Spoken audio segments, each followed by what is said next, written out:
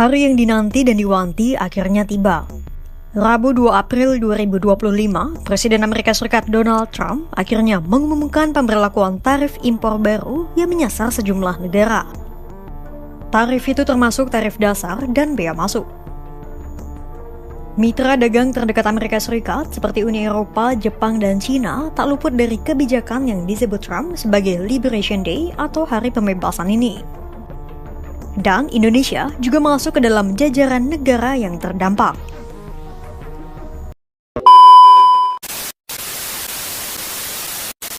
Bayangkan sebuah panggung megah, di satu sisi sang raksasa ekonomi dunia Amerika Serikat. Di sisi lain, barisan negara-negara eksportir siap bertarung dalam perang bernama perdagangan global. Lalu muncullah tokoh utama kita, Donald Trump. Dengan gaya belak-belakan dan strategi ala pengusaha kawakan, ia menggebrak meja, menunjukkan pada ketimpangan neraca dagang dan berkata, mulai sekarang, barang impor ke Amerika harus bayar lebih mahal. Inilah momen ketika dunia bisnis itu terdiam, para ekonom menajamkan penanya, dan pasar saham mulai gelisah. Kebijakan tarif impor ala Trump bukan cuma soal angka.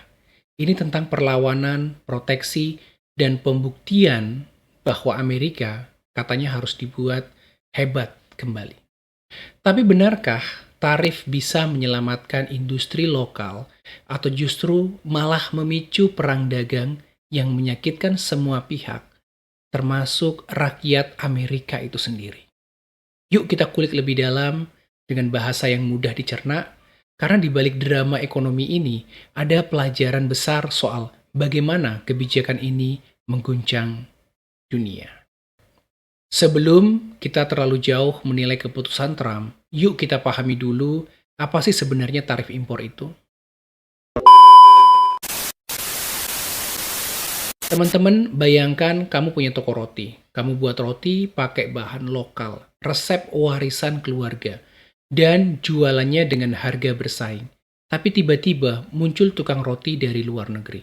Produknya enak, harganya jauh lebih murah, karena mereka produksi massal dengan biaya rendah di negaranya. Pelangganmu mulai pindah, kamu panik, dan kamu minta perlindungan ke pemerintah.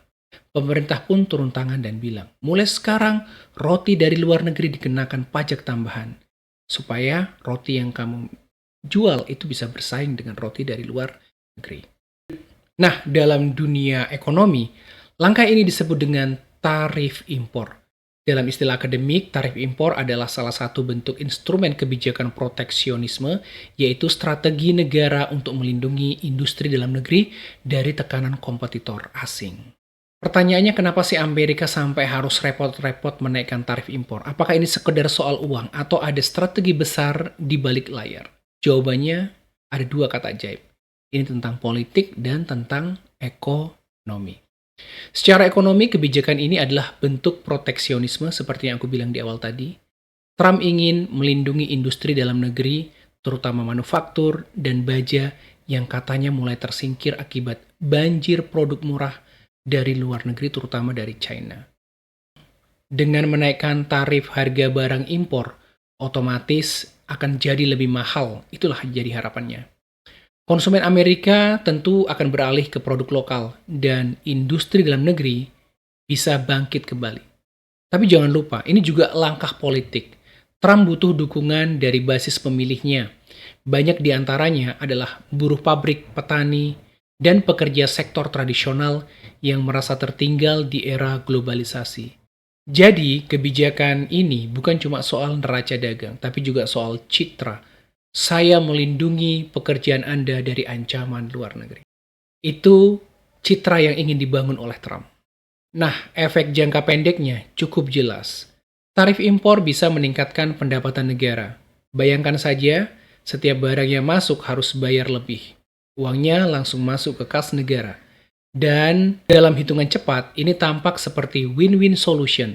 Negara dapat pemasukan dan industri lokal merasa dilindungi.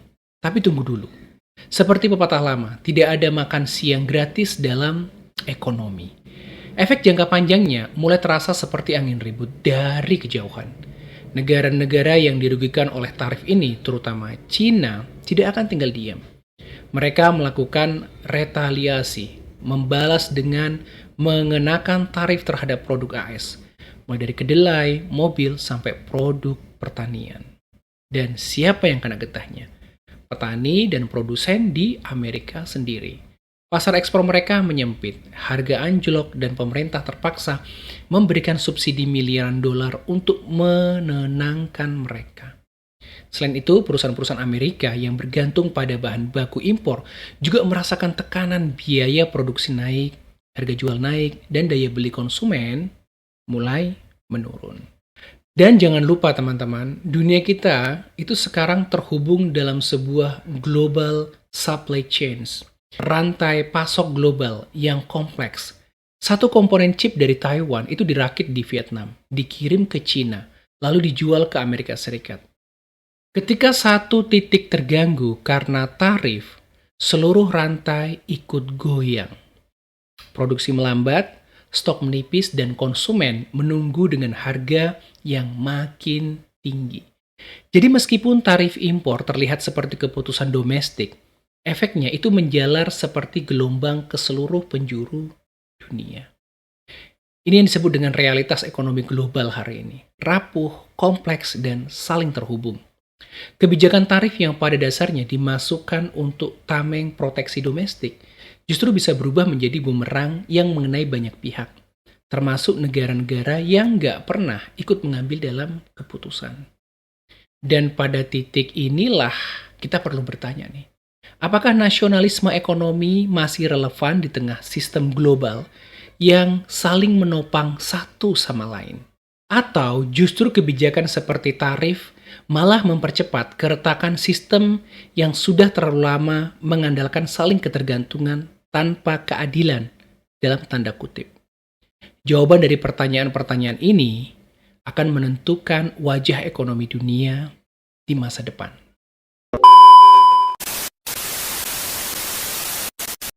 Lalu bagaimana dengan kita? Apa kabar dengan Indonesia di tengah badai tarif global ini? Salah satu yang paling terasa adalah sektor ekspor. Indonesia selama ini menggantungkan sebagian besar ekspornya pada komoditas seperti tekstil, elektronik, otomotif, dan agriculture ke Amerika. Ketika permintaan dari negara besar seperti Amerika Serikat itu menurun akibat tarif atau ketegangan dagang, ekspor kita melambat. Bukan karena barang kita tidak berkualitas, tapi karena pasar tujuan sedang tidak stabil. Ambil contoh misalnya industri tekstil. Banyak produk Indonesia yang masuk ke pasar Amerika lewat jalur supply chain regional. Tapi ketika Cina dikenai tarif tinggi, banyak perusahaan mulai mengatur ulang jalur produksinya. Dan bukan tidak mungkin Indonesia ikut terseret dalam ketidakpastian. Hal yang sama terjadi di sektor elektronik. Kita memang bukan produsen utama chip atau semikonduktor. Tapi banyak pabrik di Batam, Bekasi, hingga Semarang itu terlibat dalam proses perakitan atau pemasok komponen. Sekali saja terjadi ketidakseimbangan rantai pasok, aktivitas produksi bisa terganggu. Dan bukan cuma itu, investor pun ikut merapatkan barisan. Ketika suasana global tidak menentu, investasi langsung cenderung melambat. Para pemilik modal mulai bersikap hati-hati, memantau resiko, dan menahan ekspansi mereka. Negara seperti Indonesia yang sedang berjuang menarik investasi untuk menopang pertumbuhan ekonomi bisa ikut terkena dampaknya. Namun dalam setiap krisis teman-teman selalu ada peluang. Ketika negara-negara besar terjebak dalam konflik dagang, justru terbuka celah bagi negara-negara seperti Indonesia untuk melakukan diversifikasi pasar ekspor. Kita tidak harus terus-terus tergantung pada pasar Amerika Serikat atau Cina. Kawasan seperti Timur Tengah, Afrika, dan Asia Selatan mulai tumbuh sebagai pasar baru yang menjanjikan. Memang dalam jangka pendek, pasar Amerika Serikat itu menjadi sangat penting buat pertumbuhan ekonomi kita. Tapi kalau situasi politik dalam jangka panjang tidak menentu juga, maka Indonesia juga harus mengambil sikap untuk berani menentukan arah kebijakan ekonomi nasionalnya, kayak gitu. Karena ekonomi nasional dan ekonomi internasional itu tidak bisa hanya dilihat parsial, itu harus dilihat satu kesatuan, kayak gitu. Apa yang akan terjadi kalau kita hanya menggantungkan satu area pasar saja? Bahaya ketika terjadi seperti ini. Makanya Indonesia harus berani memperkuat kerjasama internasional, kerjasama bilateral yang memungkinkan menguntungkan ekonomi Indonesia, terutama di masa-masa sulit seperti ini. Pemerintah, pelaku usaha, dan UKM bisa mengambil momentum ini untuk membuka akses pasar non-tradisional. Produk-produk halal, pertanian, organik, dan manufaktur ringan bisa dikembangkan untuk pasar yang selama ini belum maksimal kita jangkau. Tarif bisa jadi batu sandungan, tapi juga bisa jadi batu loncatan asal kita tahu caranya melompat. Dan kini saatnya Indonesia untuk membaca peta dunia dengan cermat.